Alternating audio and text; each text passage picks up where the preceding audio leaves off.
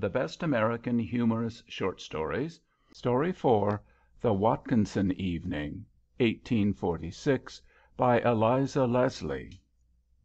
From Godey's Lady's Book, December, 1846.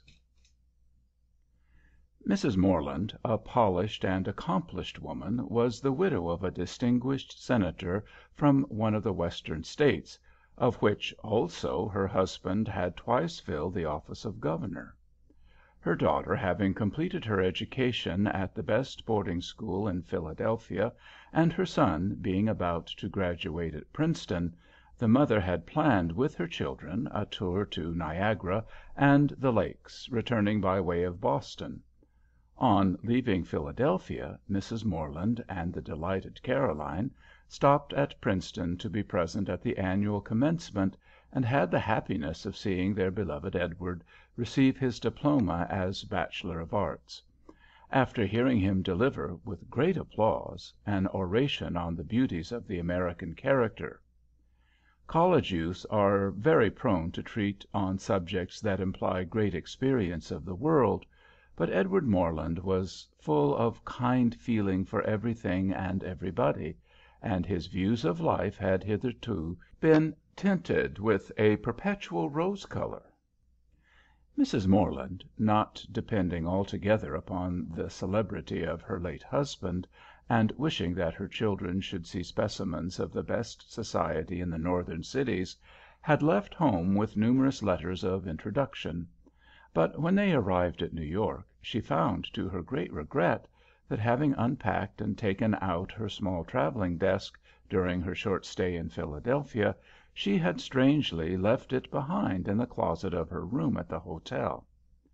In this desk were deposited all her letters, except two which had been offered to her by friends in Philadelphia. The young people, impatient to see the wonders of Niagara, had entreated her to stay but a day or two in the city of New York, and thought these two letters would be quite sufficient for the present. In the meantime she wrote back to the hotel, requesting that the missing desk should be forwarded to New York as soon as possible. On the morning after their arrival at the great commercial metropolis of America, the Morland family took a carriage to ride around through the principal parts of the city, and to deliver their two letters at the houses to which they were addressed, and which were both situated in the region that lies between the upper part of Broadway and the North River. In one of the most fashionable streets they found the elegant mansion of Mrs. St. Leonard, but on stopping at the door were informed that its mistress was not at home. They then left the introductory letter, which they had prepared for this mischance, by enclosing it in an envelope with a card, and proceeding to another street considerably farther up, they arrived at the dwelling of the Watkinson family, to the mistress of which the other Philadelphia letter was directed. It was one of a large block of houses, all exactly alike, and all shut up from top to bottom, according to a custom more prevalent in New York than in any other city. Here they were also unsuccessful, the servant who came to the door telling them that the ladies were particularly engaged and could see no company. So they left their second letter and card and drove off, continuing their ride till they reached the Croton Water Works, which they quitted the carriage to see and admire. On returning to the hotel, with the intention, after an hour or two of rest, to go out again and walk till near dinner time, they found waiting them a note from Mrs. Watkinson, expressing her regret that she had not been able to see them when they called, and explaining that her family duties always obliged her to deny herself the pleasure of receiving morning visitors, and that her servants had general orders to that effect. But she requested their company for that evening, naming 9 o'clock as the hour, and particularly desired an immediate answer. "I suppose," said Mrs. Morland, "she intends asking some of her friends to meet us, in case we accept the invitation, and therefore is naturally desirous of a reply as soon as possible. Of course we will not keep her in suspense. Mrs. Denham, who volunteered the letter, assured me that Mrs. Watkinson was one of the most estimable women in New York, and a pattern to the circle in which she moved. It seems that Mr. Denham and Mr. Watkinson are connected in business. Shall we go?" The young people assented, saying they had no doubt of passing a pleasant evening. The billet of acceptance having been written, it was sent off immediately, entrusted to one of the errand goers belonging to the hotel, that it might be received in advance of the next hour for the dispatch post, and Edward Morland desired the man to get into an omnibus with the note, that no time might be lost in delivering it. "It is but right," said he to his mother, "that we should give Mrs. Watkinson an ample opportunity of making her preparations, and sending round to invite her friends." "How considerate you are, dear Edward," said Caroline, "always so thoughtful of every one's convenience. Your college friends must have idolized you." "No," said Edward, "they called me a prig." Just then a remarkably handsome carriage drove up to the private door of the hotel. From it alighted a very elegant woman, who in a few moments was ushered into the drawing room by the head waiter, and on his designating Mrs. Morland's family, she advanced and gracefully announced herself as Mrs. St. Leonard.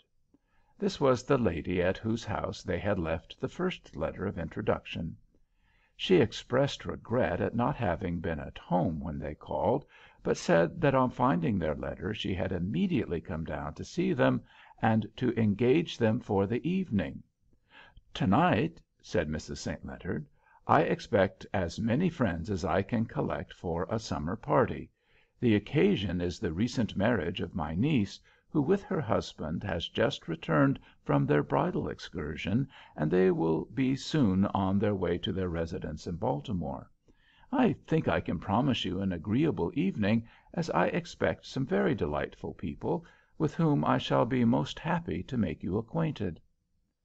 Edward and Caroline exchanged glances, and could not refrain from looking wistfully at their mother, on whose countenance a shade of regret was very apparent. After a short pause she replied to Mrs. St. Leonard, "I am truly sorry to say that we have just answered in the affirmative a previous invitation for this evening." "I am indeed disappointed," said Mrs. St. Leonard, who had been looking approvingly at the prepossessing appearance of the two young people. "Is there no way in which you can revoke your compliance with this unfortunate first invitation? At least I am sure it is unfortunate for me. What a vexatious contretemps that I should have chanced to be out when you called, thus missing the pleasure of seeing you at once, and securing that of your society for this evening. The truth is, I was disappointed in some of the preparations that had been sent home this morning, and I had to go myself and have the things rectified, and was detained away longer than I expected. May I ask to whom you are engaged this evening? Perhaps I know the lady. If so, I should be very much tempted to go and beg you from her." "The lady is Mrs. John Watkinson," replied Mrs. Morland. "Most probably she will invite some of her friends to meet us." "That of course," answered Mrs. St. Leonard. "I am really very sorry, and I regret to say that I do not know her at all." "We shall have to abide by our first decision," said Mrs. Morland. "By Mrs. Watkinson mentioning in her note the hour of 9, it is to be presumed she intends asking some other company. I cannot possibly disappoint her.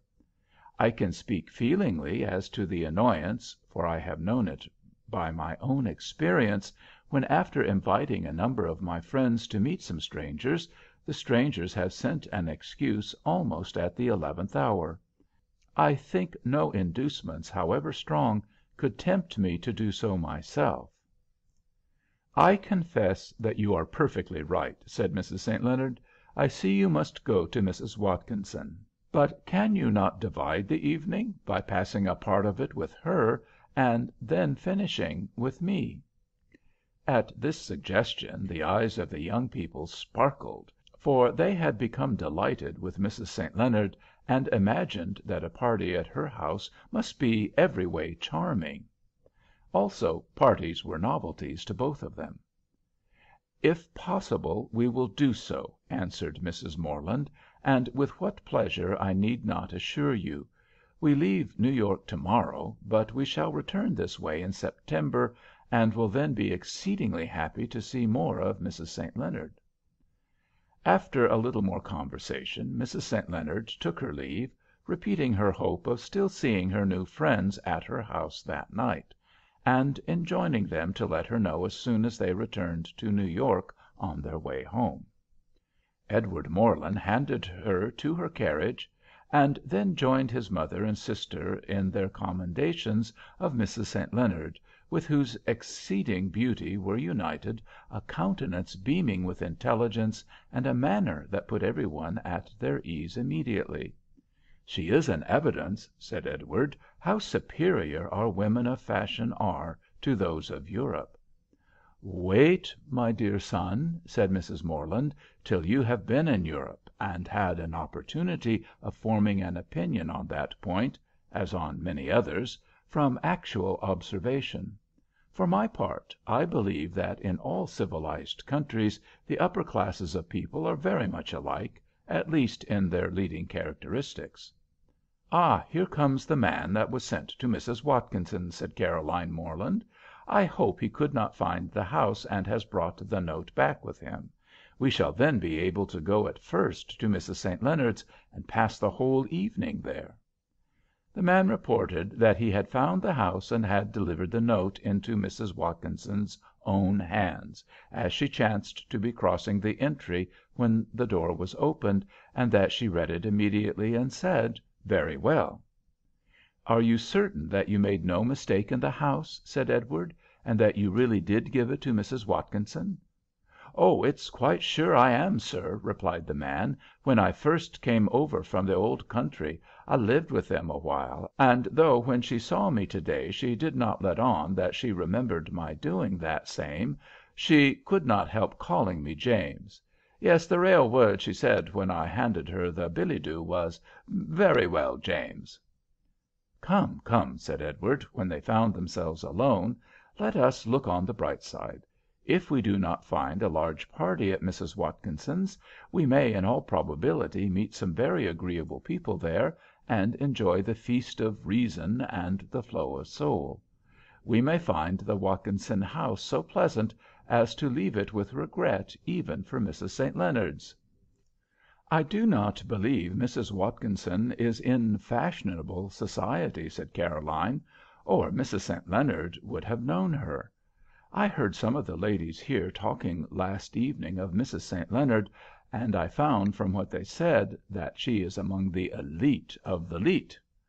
"Even if she is," observed Mrs. Morland, "are polish of manners and cultivation of mind confined exclusively to persons of that class?" "Certainly not," said Edward. "The most talented and refined youth at our college, and he in whose society I found the greatest pleasure, was the son of a bricklayer." In the ladies' drawing-room, after dinner, the Morlands heard a conversation between several of the female guests, who all seemed to know Mrs. St. Leonard very well by reputation, and they talked of her party that was to come off on this evening. "I hear," said one lady, "that Mrs. St. Leonard is to have an unusual number of lions." She then proceeded to name a gallant general, with his elegant wife and accomplished daughter, a celebrated commander in the navy, 2 highly distinguished members of Congress, and even an ex-president; also several of the most eminent among the American literati, and 2 first-rate artists. Edward Morland felt as if he could say, "Had I 3 ears, I'd hear thee." "Such a woman as Mrs. St. Leonard can always command the best lions that are to be found," observed another lady. "And then," said a third, "I have been told that she has such exquisite taste in lighting and embellishing her always elegant rooms; and her supper table, whether for summer or winter parties, is so beautifully arranged. All the viands are so delicious, and the attendance of the servants so perfect, and Mrs. St. Leonard does the honors with so much ease and tact. Some friends of mine that visit her, said a fourth lady, describe her parties as absolute perfection.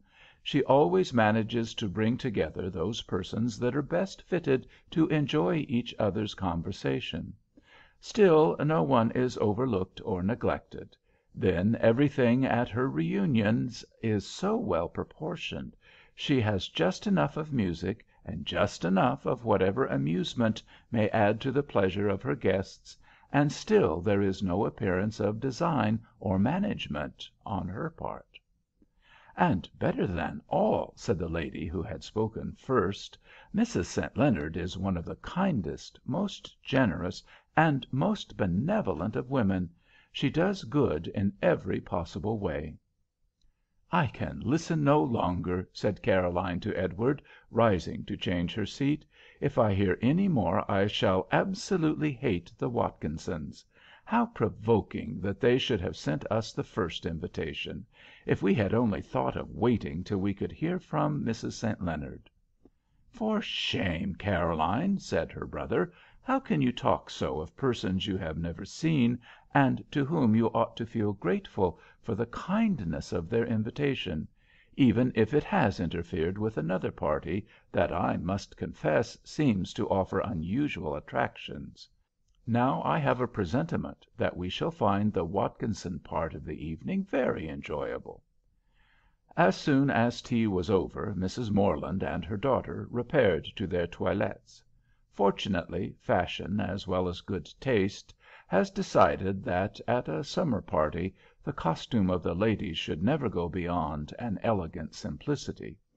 Therefore our two ladies, in preparing for their intended appearance at Mrs. St. Leonard's, were enabled to attire themselves in a manner that would not seem out of place in the smaller company they expected to meet at the Watkinsons'.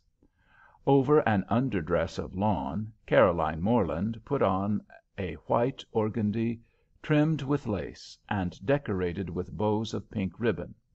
At the back of her head was a wreath of fresh and beautiful pink flowers tied with a similar ribbon. Mrs. Morland wore a black grenadine over a satin, and a lace cap trimmed with white. It was but 9:15 o'clock when their carriage stopped at the Watkinson door. The front of the house looked very dark. Not a ray gleamed through the Venetian shutters, and the glimmer beyond the fanlight over the door was almost imperceptible. After the coachman had rung several times, an Irish girl opened the door, cautiously, as Irish girls always do, and admitted them into the entry, where one light only was burning in a branch lamp. "Shall we go upstairs?" said Mrs. Morland. "And what for would ye go upstairs?" said the girl in a pert tone. "It's all dark there, and there's no preparations. Ye can lave your things here a hanging on the rack. It is a party ye're expecting? Blessed are them what expects nothing."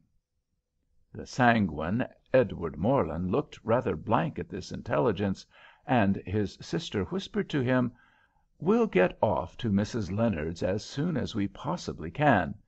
When did you tell the coachman to come for us?" "At 10:30," was the brother's reply. "Oh, Edward, Edward!" she exclaimed. "And I dare say he will not be punctual. He may keep us here till 11." "Courage, mes enfants," said their mother, "et parlez plus doucement." The girl then ushered them into the back parlor, saying, "Here's the company." The room was large and gloomy. A checkered mat covered the floor, and all the furniture was encased in striped calico covers, and the lamps, mirrors, etc., concealed under green gauze. The front parlor was entirely dark, and in the back apartment was no other light than a shaded lamp on a large centre table, round which was assembled a circle of children of all sizes and ages. On a backless, cushionless sofa sat Mrs. Watkinson and a young lady whom she introduced as her daughter Jane; and Mrs. Morland in turn presented Edward and Caroline. "Will you take the rocking chair, ma'am?" inquired Mrs. Watkinson. Mrs. Morland declined the offer. The hostess took it herself, and see-sawed on it nearly the whole time. It was a very awkward, high-legged, crouch-backed rocking chair, and shamefully unprovided with anything in the form of a footstool. "My husband is away, at Boston, on business," said Mrs. Watkinson. "I thought at first, ma'am, I should not be able to ask you here this evening, for it is not our way to have company in his absence, but my daughter Jane over-persuaded me to send for you." "What a pity!" thought Caroline. "You must take us as you find us, ma'am," continued Mrs. Watkinson. "We use no ceremony with anybody, and our rule is never to put ourselves out of the way. We do not give parties," looking at the dresses of the ladies. "Our first duty is to our children, and we cannot waste our substance on fashion and folly. They'll have cause to thank us for it when we die." Something like a sob was heard from the centre table, at which the children were sitting, and a boy was seen to hold his handkerchief to his face. "Joseph, my child," said his mother, "do not cry. You have no idea, ma'am, what an extraordinary boy that is. You see how the bare mention of such a thing as our deaths has overcome him." There was another sob behind the handkerchief, and the Morlands thought it now sounded very much like a smothered laugh. "As I was saying, ma'am," continued Mrs. Watkinson, "we never give parties. We leave all sinful things to the vain and foolish. My daughter Jane has been telling me that she heard this morning of a party that is going on to-night at the widow St. Leonard's. It is only 15 years since her husband died. He was carried off with a 3 days' illness, but 2 months after they were married. I have had a domestic that lived with them at the time, so I know all about it. And there she is now, living in an elegant house, and riding in her carriage, and dressing and dashing, and giving parties, and enjoying life, as she calls it. Poor creature, how I pity her! Thank heaven, nobody that I know goes to her parties. If they did, I would never wish to see them again in my house. It is an encouragement to folly and nonsense, and folly and nonsense are sinful. Do you not think so, ma'am?" "If carried too far, they may certainly become so," replied Mrs. Morland. "We have heard," said Edward, "that Mrs. St. Leonard, though one of the ornaments of the gay world, has a kind heart, a beneficent spirit, and a liberal hand." "Oh, I know very little about her," replied Mrs. Watkinson, drawing up her head, "and I have not the least desire to know any more. It is well she has no children. They'd be lost sheep if brought up in her fold. For my part, ma'am," she continued, turning to Mrs. Morland, "I am quite satisfied with the quiet joys of a happy home, and no mother has the least business with any other pleasures. My innocent babes know nothing about plays and balls and parties, and they never shall. Do they look as if they had been accustomed to a life of pleasure?" They certainly did not, for when the Morlands took a glance at them, they thought they had never seen youthful faces that were less gay and, indeed, less prepossessing. There was not a good feature or a pleasant expression among them all. Edward Morland recollected his having often read that childhood is always lovely, but he saw that the juvenile Watkinsons were an exception to the rule. "The first duty of a mother is to her children," repeated Mrs. Watkinson. "Till 9 o'clock my daughter Jane and myself are occupied every evening in hearing the lessons that they have learned for to-morrow's school.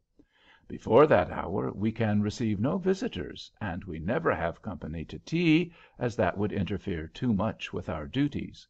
We had just finished hearing these lessons when you arrived. Afterwards the children are permitted to indulge themselves in rational play, for I permit no amusement that is not also instructive. My children are so well trained that even when alone their sports are always serious." Two of the boys glanced slyly at each other, with what Edward Morland comprehended as an expression of pitch-penny and marbles. "They are now engaged at their game of astronomy," continued Mrs. Watkinson. "They have also a sort of geography cards and a set of mathematical cards. It is a blessed discovery, the invention of these educationary games, so that even the playtime of children can be turned to account.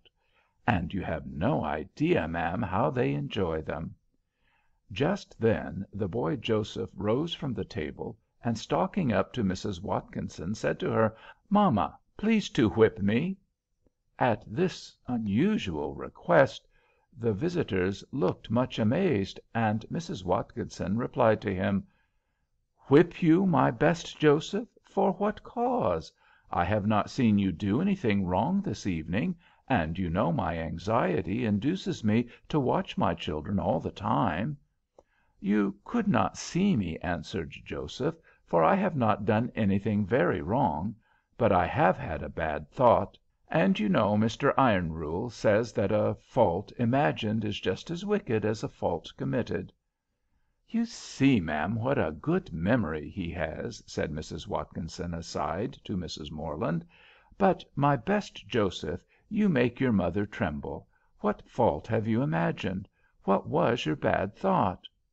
"Ay," said another boy, "what's your thought like?" "My thought," said Joseph, "was, confound all astronomy, and I could see the man hanged that made this game." "Oh, my child!" exclaimed the mother, stopping her ears, "I am indeed shocked. I am glad you repented so immediately." "Yes," returned Joseph, "but I am afraid my repentance won't last. If I am not whipped, I may have these bad thoughts whenever I play at astronomy, and worse still at the geography game. Whip me, ma, and punish me as I deserve. There's the rattan in the corner. I'll bring it to you myself." "Excellent boy!" said his mother. "You know I always pardon my children when they are so candid as to confess their faults." "So you do," said Joseph, "but a whipping will cure me better." "I cannot resolve to punish so conscientious a child," said Mrs. Watkinson. "Shall I take the trouble off your hands?" inquired Edward, losing all patience in his disgust at the sanctimonious hypocrisy of this young Blifil.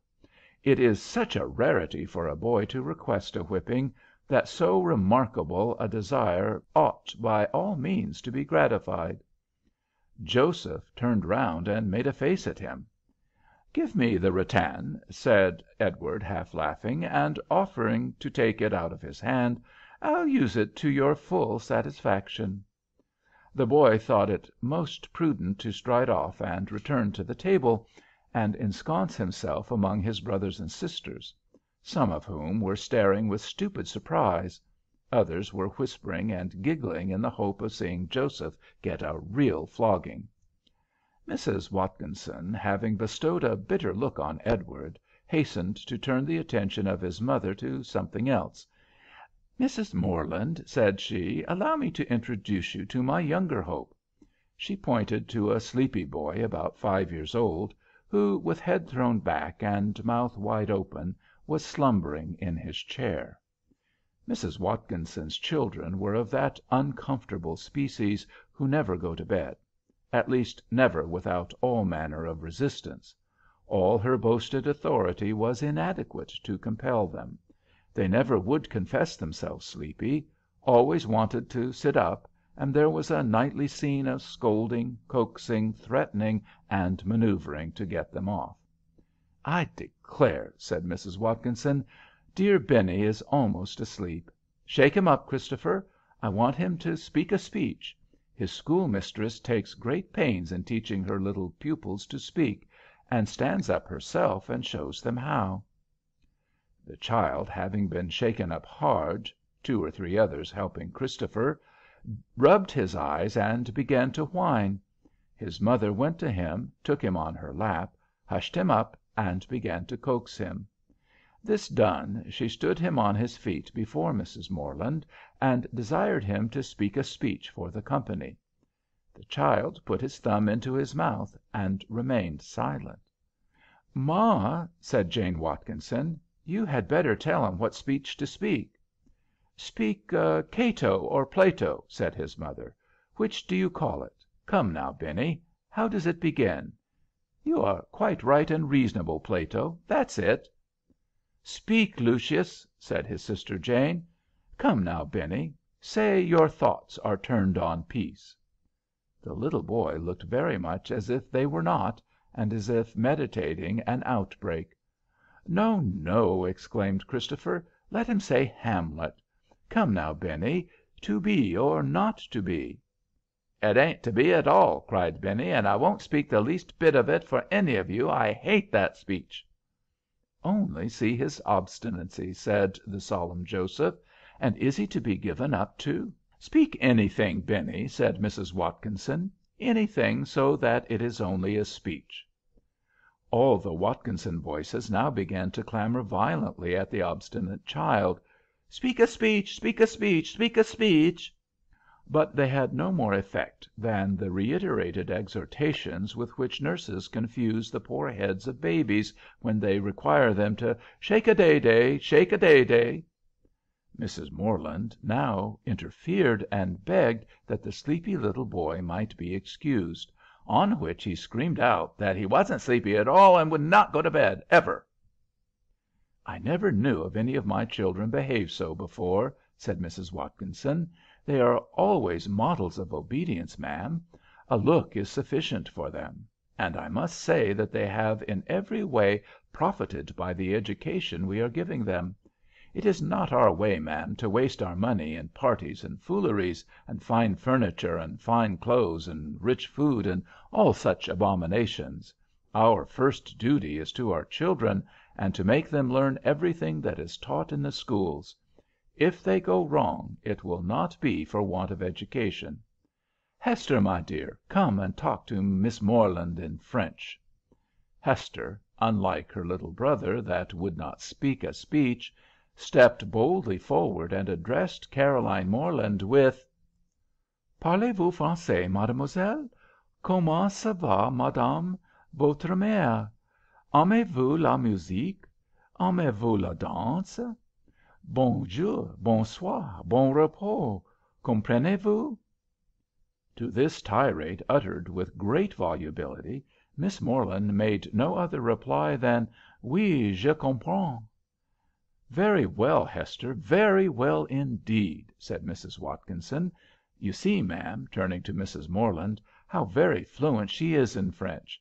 And she has only been learning 11 quarters." After considerable whispering between Jane and her mother, the former withdrew, and sent in by the Irish girl a waiter with a basket of soda biscuit, a pitcher of water, and some glasses.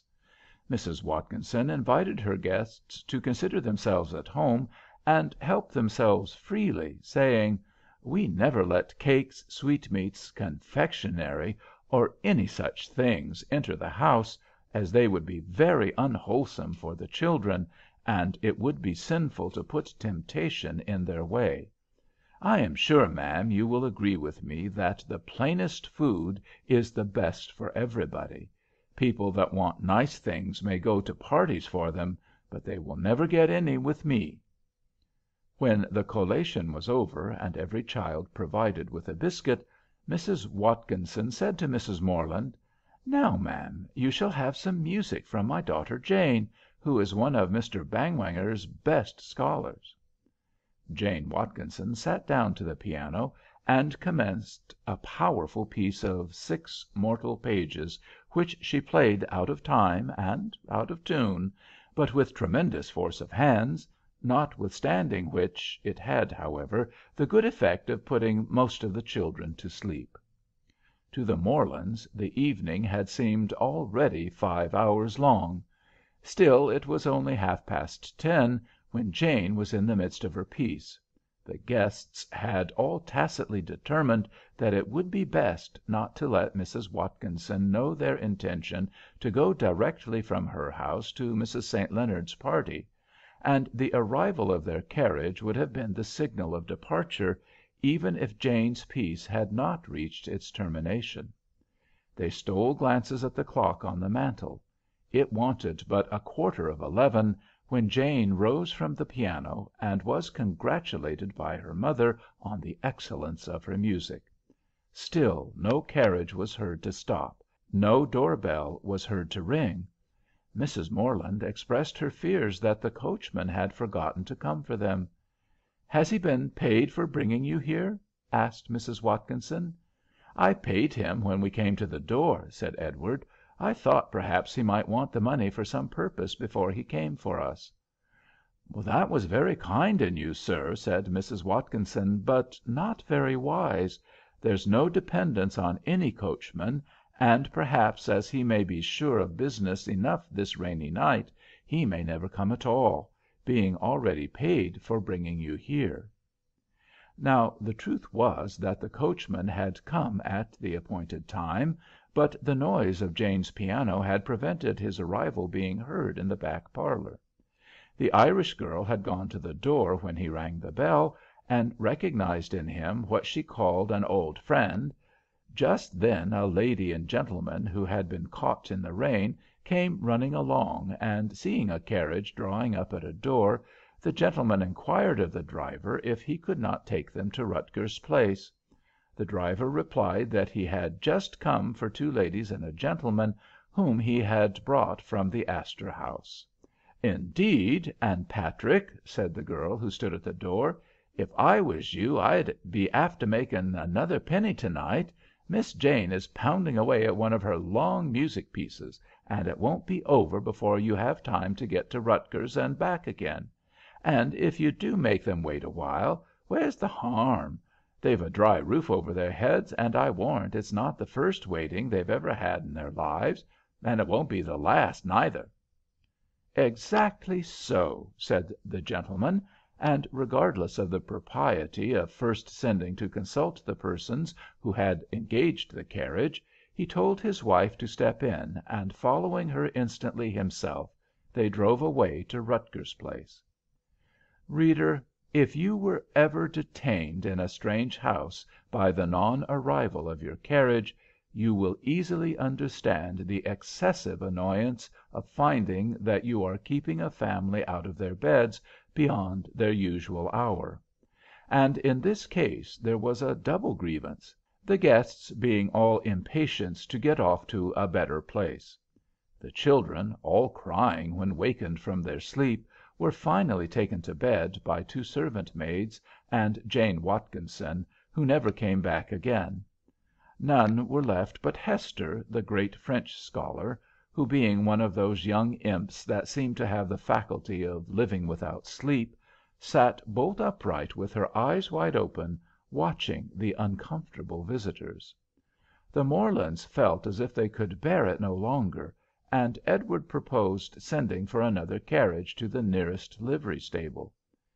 "We don't keep a man now," said Mrs. Watkinson, who sat nodding in the rocking chair, attempting now and then a snatch of conversation, and saying ma'am still more frequently than usual.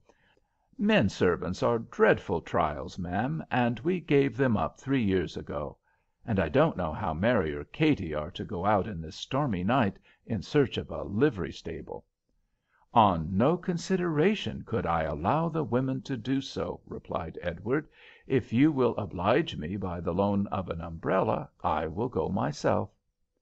Accordingly he set out on this business, but was unsuccessful at 2 livery stables, the carriages being all out. At last he found one, and was driven in it to Mr. Watkinson's house, where his mother and sister were awaiting him, all quite ready, with their calashes and shawls on. They gladly took their leave, Mrs. Watkinson rousing herself to hope they had spent a pleasant evening, and that they would come and pass another with her on their return to New York. In such cases how difficult it is to reply even with what are called words of course. A kitchen lamp was brought to light them to the door, the entry lamp having long since been extinguished. Fortunately the rain had ceased. The stars began to reappear, and the Morlands, when they found themselves in the carriage and on their way to Mrs. St. Leonard's, felt as if they could breathe again. As may be supposed, they freely discussed the annoyances of the evening; but now those troubles were over, they felt rather inclined to be merry about them. "Dear mother," said Edward, "how I pitied you for having to endure Mrs. Watkinson's perpetual mamming and mamming, for I know you dislike the word." "I wish," said Caroline, "I was not so prone to be taken with ridiculous recollections. But really to night I could not get that old foolish child's play out of my head, 'Here come 3 knights out of Spain, to a courting of your daughter Jane.'" "I shall certainly never be one of those Spanish knights," said Edward. "Her daughter Jane is in no danger of being ruled by any flattering tongue of mine. But what a shame for us to be talking of them in this manner." They drove to Mrs. St. Leonard's, hoping to be yet in time to pass half an hour there, though it was now near 12 o'clock, and summer parties never continue to a very late hour. But as they came into the street in which she lived they were met by a number of coaches on their way home, and on reaching the door of her brilliantly lighted mansion they saw the last of the guests driving off in the last of the carriages, and several musicians coming down the steps with their instruments in their hands. "So there has been a dance, then?" sighed Caroline. "Oh, what we have missed! It is really too provoking." "So it is," said Edward. "But remember that to–morrow morning we set off for Niagara."